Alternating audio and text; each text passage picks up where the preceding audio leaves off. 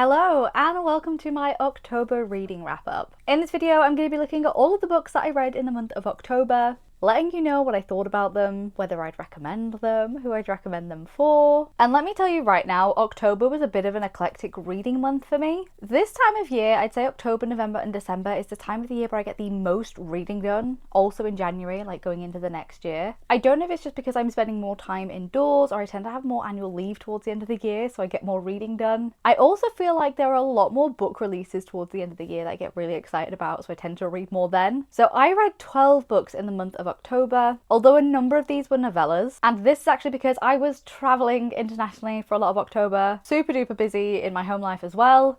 So actually equivalent, I probably read like 6 or 7 full-length books, but it's 12, so 12 is what we're going to talk about. I would love to know what your favourite October read was. Tell me in the comments below if you haven't already. And as we're diving into this list, make sure you are subscribed if you're not already, and you are liking this video too, so YouTube knows that you want to see more of this kind of content. The books this month were not the books I was anticipating to read this month. They're all kind of spooky appropriate, but I feel like I definitely dive deeper into my gothic reads at this time of year, and luckily I like reading those kind of year round, and particularly in the autumn and winter. But when I say it's an eclectic mix, it's definitely all over the place. Grab a cup of tea and let's just dive in. I was determined to read my first ever Penelope Douglas book this month, and I decided to start with the Devil's Night series. This one is a dark romance with some stalker romance vibes, some light masked man vibes. My copy is battered. I don't know if you can see this, but like the edges are completely frayed. I don't know what I did to this. This is book 1 in the series, and I will show you the other ones that I read as well, because I did read the entire series this month. But I'll talk about the books individually and what I liked about them. Before I do that though, what I liked about the series overall. This one is a dark romance series, and I think this is a pretty good example of the genre. I wouldn't say this is too dark. It's definitely not as dark as some of the other dark romances I've read, so I think if you're looking to get into dark romance and this is one that has piqued your interest, it's potentially a good one to start with. That being said,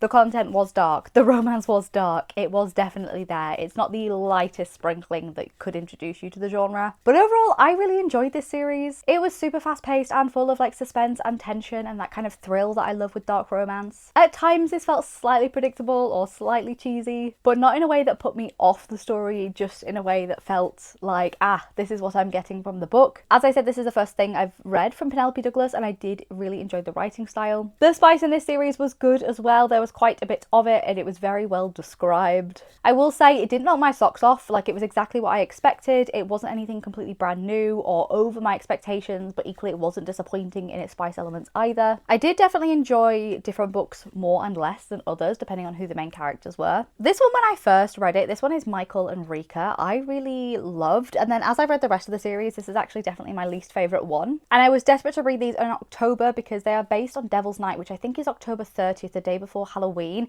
There is flashing back and forth within this story as the story and the mystery starts to unravel between what happened on Devil's Night all those years ago and what are the consequences that the characters are facing now, or what is the retribution that the characters are trying to carry out now. So I did really enjoy reading this in October. That being said, you could read this at any time of the year. It didn't feel too Halloween-y or anything like that. I think if you do like dark romance and you happen to read it in Halloween, it aligns pretty well, but you could pick this up whenever. So book 1 was fine. It was a good introduction to the characters. I definitely like the way this series had me disliking certain characters that I knew had a book coming up. I was really interested from the off in what these characters' redemption arcs were going to be, the characters I ended up not liking. People are definitely getting the villain edit in book 1, and I genuinely sat there and I was like, there's got to be a way the author is going to make me like these characters in the later books, but even reading this one, I just didn't believe that was going to happen. I was like, I'm always going to hate that character. There's no way I'm going to be rooting for him. Spoiler alert, that did change. But yeah, a really good example of the genre. I enjoyed these. They were quick, they were pacey, they were pretty easy reads. Like, I didn't have to think too hard. And I think especially because I was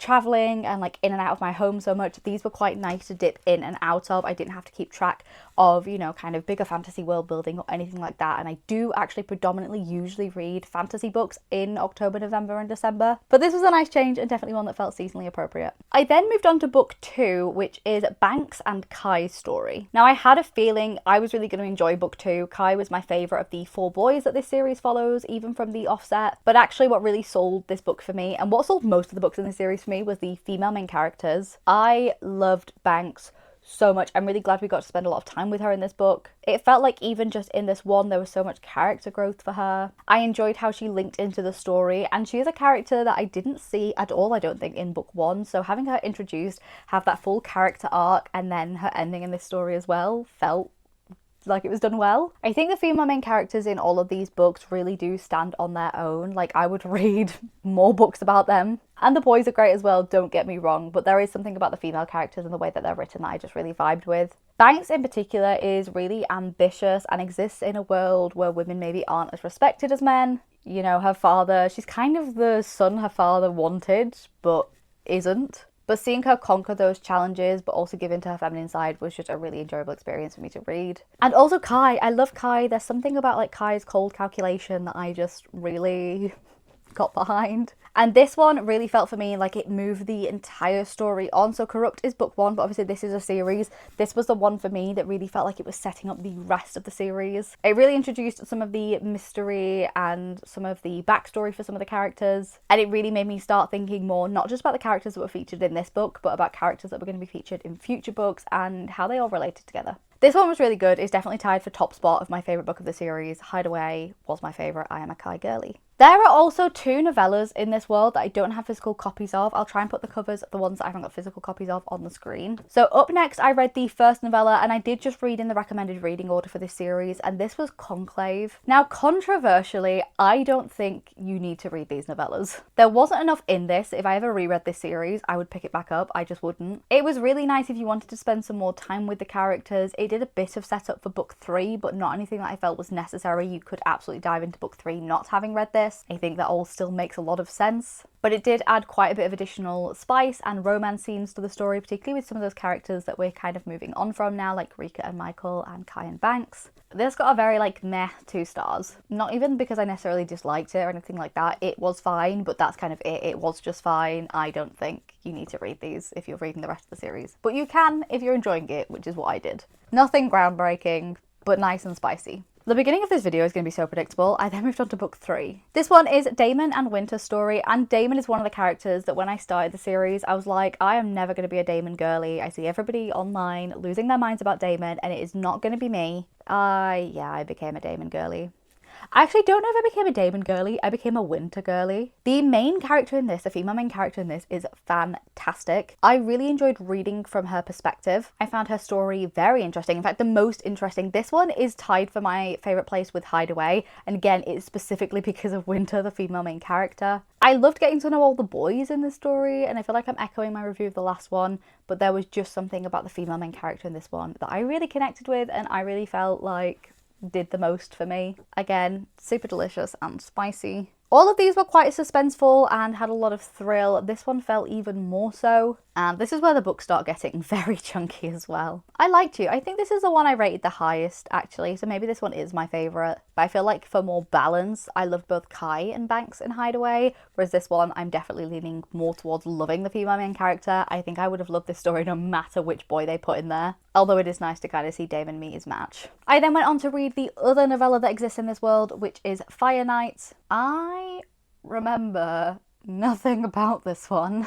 Again, controversially, I don't think you need to read this if you're reading the series. I can't remember literally anything that happened in it. And I remember the details of the rest of them pretty well, so I don't know why my brain is completely blanked out this one, but I did read it. Again, I rated this like 2.5 stars looking back at my ratings. So not anything that I feel is absolutely necessary, but again, if you love these characters and this world and this story, spending a bit more time with them is always great. But again, this just kind of felt like top level, some more spice, some more romance, a little bit of context, but not anything that I feel was really needed in the grand scheme of the series. But good to read if you're enjoying it. Like I said, I was enjoying it. I picked this up, I read it. I didn't rate it particularly highly. It wasn't like a bad novella. It's not one I would say, yeah, absolutely skip it, don't read it. I just don't really think it matters either way, and I question the point of these, which is why I didn't read them. Other Penelope Douglas readers would massively disagree with me there. I know people that say you have to read these in the order. I just personally didn't take much from it, I don't think. Up next, and the final book in the Devil's Night series, is Nightfall. This one follows, Will, and I always forget this girl's name, Emery. This one is a lot of people's favourite. Now, I think I preferred this over book 1, but I just thought this one was too long. I really enjoyed the uniqueness of the setting in this one. It really felt like it took us away to somewhere completely different. There was a real sense of danger, suspense, thrill in this one. Like, definitely actually out of all of them, I think this one had the highest level of darkness to it as well, maybe. I don't know what it was about this one. I just didn't connect with it as much as the others. I think it was maybe Emery. It just, I don't know, the relationship felt a little bit random. And again, it was fine. The spice was great. The setting was really good. Like, the actual premise of this one to me was the most interesting. But yeah, there was just something about these characters. And even like Will, I had never felt particularly connected to Will in any of the other stories either. He was just kind of floating around for me. So maybe that was it. And again, this one was fine. I gave this one 3 stars, and I think I gave some of the others 4. So it was okay. It was a good read. Like, I'm glad I read the whole series. I probably would never have just left this one. But yeah, I don't know. Just didn't knock my socks off. Again, I remember really vividly parts of this, and then other parts of it have kind of been forgotten, where some of the other stories stick out a bit more in my brain. I'm sorry, Nightfall. I really wanted to like you, particularly because of how big you are, and I know this one is lots of people's favourites, and I think because of that uniqueness of the setting and the story, but I just didn't vibe. I don't know what it is. I'm so sorry. I feel like I'm letting you down gently. She was fine. She was good. I enjoyed all of them, including this one. Like, as a collective, it was a good read. This one just in the set, I think if this was shorter, I would have enjoyed it a lot more. Like, I wish we got more time, maybe with Kai and Banks, or maybe with Damon and Winter, rather than this being the longest book. But also a lot happened in this one, so I can kind of see why. Would I recommend the series? Absolutely, I'd recommend the series. If you're a dark romance reader, I mean, I do really enjoy reading dark romance, but I wouldn't say it's one of my most read genres. This definitely isn't as dark as like some of the Chantal Tessier that I've read, or any of the H.D. Carlton that I've read. It does feel lighter than that, but definitely darker than like some of the others out there, like Lights Out by Nevessa Allen, for example. Overall, really enjoyable. If I had to compare these to a non-dark romance author, the relationships, the interactions really reminded me of the things I loved about the Off-Campus series by Elle Kennedy. I don't know if it's because the characters are similar ages. So yeah, even though the genres were completely different and the stories were completely different, there was something about the addictiveness of these couples and where they clashed and where they made up that felt to me a little bit like reading the Off-Campus series by Elle Kennedy, but in a much darker setting. Overall, I'm giving the series a 3 stars just because there were some I really loved in here. I don't think I would ever reread the whole series again, but I would definitely pick up books 2 and 3 for a cheeky reread. I would leave the novellas. If you're not vibing with them, feel free to put them down. I don't think they're necessary. I'm waiting for them to be comments being like, they absolutely are necessary. You have to read the novellas. And I know some of you like reading things in like exact orders and making sure you have all of the information, in which case just go for it. I read both the novellas on Kindle Unlimited, and I do think the whole series is available on Kindle Unlimited as well if you want to grab it over there. I actually mixed up my reading. I read some in paperback and some on Kindle. But yeah, the series was good at times, fine at others. I'm glad I read it, and I'm glad that I started with that. I think my next Penelope Douglas reads are either going to be Credence or Birthday Girl, just because those are the 2 I hear the most about, I think. One of the things I read a lot of whilst I was traveling was the, oh my god, what were these called? Amazon did a 6-book Halloween novellas collection with a bunch of romance authors. They did something similar for Christmas last year. I think it was called the Scared Sexy collection. Anyway, long story short, I read 3 of those novellas in September, and I read the other 3 in October. They were really great for whilst I was traveling. I had like 3 plane journeys within the space of a week, so I listened to most of these. I think I listened to 2 on the plane journeys, and then I listened to the 3rd one like when I got home. So the 3 novellas I read in October were Space Vampire by Ruby Dixon, Beautiful Nightmare by Katie Robert, and My Boyfriends Are All Monsters by Kimberly Lemming. Just to tell you how I feel about all 6 of these, in case you're thinking about reading the Scared Sexy collection, some of these were real standouts. I love the Ali Hazelwood one. Some of these I could absolutely skip on, and the JT Geisinger one I didn't particularly enjoy, but they were all short, fun reads. I think they fulfilled the brief of being great for Halloween, great little smutty, spicy reads to read at that time of year. I think if you missed out on these, maybe go and read any if there's any from authors that you're a big fan of, or maybe save these for next Halloween to give them a read. But I don't think anything in here was groundbreaking. I felt very much the same about the Christmas ones. They were nice and seasonal. They helped me get into the mood of Halloween and like the spooky season. And a lot of these were authors that I already love, so I enjoyed just dipping in to get some of their writing just for 100 pages or so. But yeah, nothing that was like so amazing. I think you need to drop everything and go and read these. So to talk about these 3 specifically, so actually I was a little bit disappointed in Space Vampire. I mean, I enjoyed it for what it was. It was absolutely fine. I don't think it was a bad novella by any stretch of the imagination, but I love Ruby Dixon. Particularly, I love Ruby Dixon's Ice Planet Barbarian series. I also have like kind of enjoyed the Royal Artifactorial Guild ones, you know, the Minotaur romance ones. But Ice Planet Barbarians was one of the first alien monster romances that I read, and it really introduced me to a whole genre that is now one of the staples in in my book diet. So this one was fine. It did feel predictable. It did feel like at times I knew exactly where it was going, which I often can get from Ruby Dixon's writing. I don't think these are designed to be like shocking or, you know, to really make you think. I think these are designed to be fun, spicy little reads for Halloween, and that's kind of what they were. So this one was fine. I just was expecting to rate it a bit higher than I did maybe. I thought like this one and the Ali Hazelwood one were going to be two of my favourites, and they just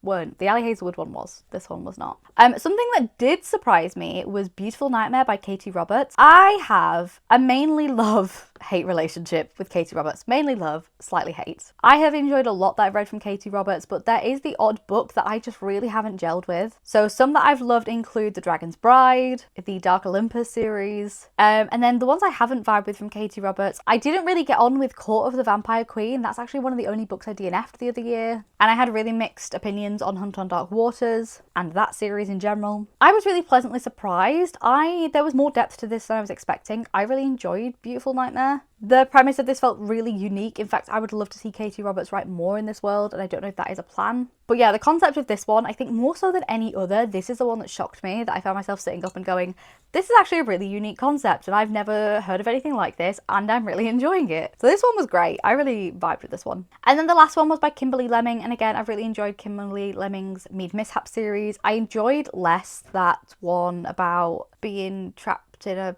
alien rom-com. I fell... what is that book called? I'll put the cover of the one I'm on about on screen, but it's her newest release. I vibed with that one less than I did with the Mead Mishaps. And that was kind of it for me with this one. Again, I thought the concept of My Boyfriends Are All Monsters was really unique. It definitely felt very fresh, very new. I hadn't read anything like it. The spice was really great, and it had that like trademark Kimberly Lemming like cheese to it that I think is really good. Her romances are often like, oh, we're doing this, great, let's go. I enjoyed it. It was good. It was good, it was easy, it was cheesy, it was breezy, beautiful.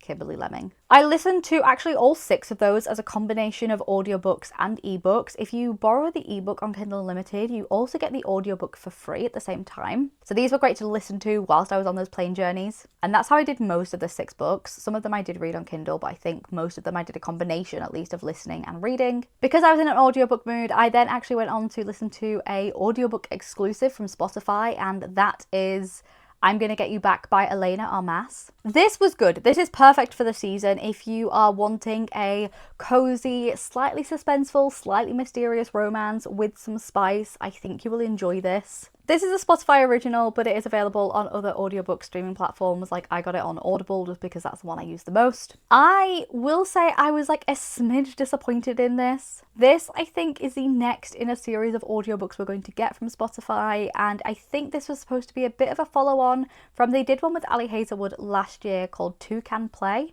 It was released again near Christmas. It was this shorter 4 to 5 hour audiobook. They are novellas, but slightly longer than some other novellas. I'd say if this was going to have pages, it would be around the 200 page mark. And they are now releasing Two Can Play in paperback, so I imagine that they'll release this one in paperback as well. But I think I had just hyped this up too much because of how much I loved that Ali Hazelwood one. Two Can Play is actually one of my favourite things that Ali Hazelwood has ever written. And I don't know, I feel like this is just kind of a continuation of Spotify doing these shorter Christmas wintry feeling audiobooks. And this was good. On its own, it was good. I didn't enjoy it as much as the Ali Hazelwood, unfortunately. But I enjoyed the setting of this one. It was following a author who was at a convention, and it was kind of a second chance romance from somebody she maybe had feelings for a few years ago. It did feel a little tongue-in-cheek cheesy at times, but because it is a shorter novella, I do feel like that insta-love is kind of expected. You know, they meet up and all of a sudden they're like, actually,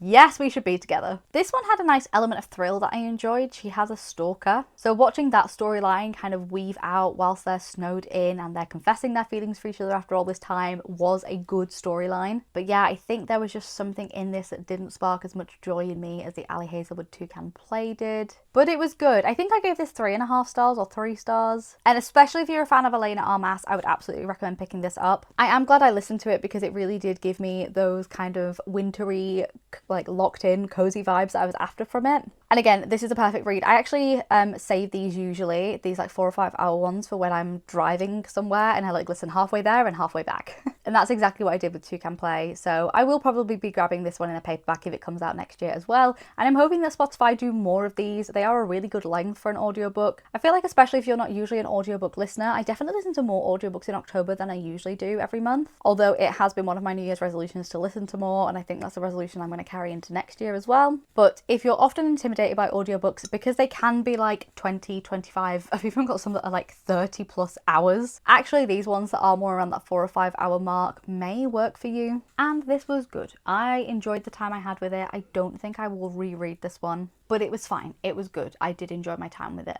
I have 2 final books, and these are both in physical copies, so I can actually hold them up for you. This one easily became my book of the month. This was 5 stars. I'm so excited for this book to release. It's coming out. In fact, by the time you see this video, the book is already out. And this is The Sacred Space Between by Kaylee Reid. This was a super delicious, slow burn, standalone fantasy romance with really atmospheric gothic vibes. I'm going to compare this to the writing style of Ava Reid. It felt a little bit like The Night and the Moth by Rachel Gillig also. There is some religious trauma explored in this book. I just found everything about this so unique. Like, I've not read anything like this book before. The closest I can compare it to is The Night and the Moth, and somebody else might have a better comparison in the comments. But saying that, I have a friend who read The Night and the Moth, did not enjoy that, but absolutely devoured this, so I would give this a go even if you didn't enjoy The Night and the Moth. And with this being a standalone, it is a book you can pick up, devour, and then you don't need to worry about any cliffhangers. I loved our 2 main characters, one of which is an exiled saint who is living on the outskirts of society. The other one is a religious iconographer. She's been brought up in the religion and she is tasked with painting the icons of the saints. And it is a big opportunity for her when she is tasked with travelling all the way to find this exiled saint and paint his icon. I enjoyed the way the story unravelled. There is definitely a plot of some kind of underlying mystery. There's some lying going on from different people. There's some betrayals happening, and weaving through that was a really enjoyable experience. The romance is quite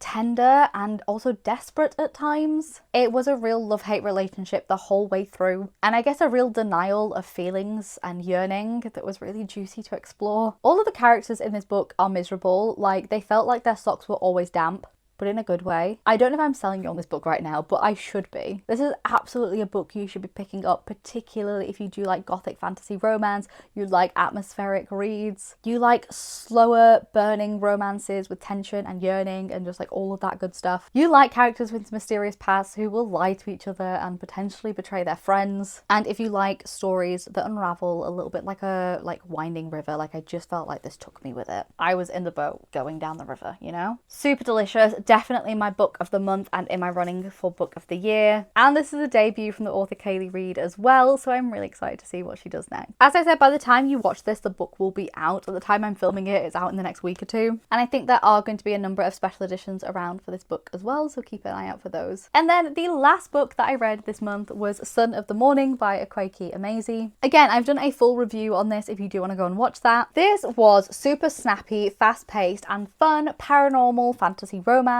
with like the literal devil, some princes of hell and demons knocking about. This was very reminiscent to me of the ease I feel reading Kimberly Lemming romances, that kind of fantasy romance space. And again, it's fast moving, it's full of action. I think the entire events of this book took place over a couple of days. I really loved the exploration of kind of matriarchal family lines and female friendship in this one. The characters were also likable, like even the ones I wasn't supposed to like, I loved. The cover is gorgeous on this one as well. You can kind of tell this is our main couple. There's potentially a third option here as well. I think you will love this one if you like your spicy paranormal romantasy. If you're looking for something short, I think this is around the 300 page mark. Definitely as we press on to the end of the year, if you're looking for shorter books that are fast paced, that you're going to absolutely fly through to help you get to your reading goal, this could be one for you. But super enjoyable, super energetic. I had a really good time with this. It kind of surprised me a little bit. And I think this is definitely one to watch. It is a new release and I'm already seeing so much hype about it. So definitely add this one to your radar. And that's it. Those are the 12 books that I read read in the month of October. At least I'm hoping that's 12 and I haven't forgotten one. I have already uploaded my November TBR, so if you want to go and see what I'm going to be focusing on reading for November, then I will link it at the end of this video. But if you haven't already, let me know in the comments what your favourite read of October was. Mine was obviously The Sacred Space Between by Kaylee Reid, but I would love to know what books you're currently loving. If you liked this video, you might like my others, so make sure you are subscribing if you aren't already, and I will see you in the next one.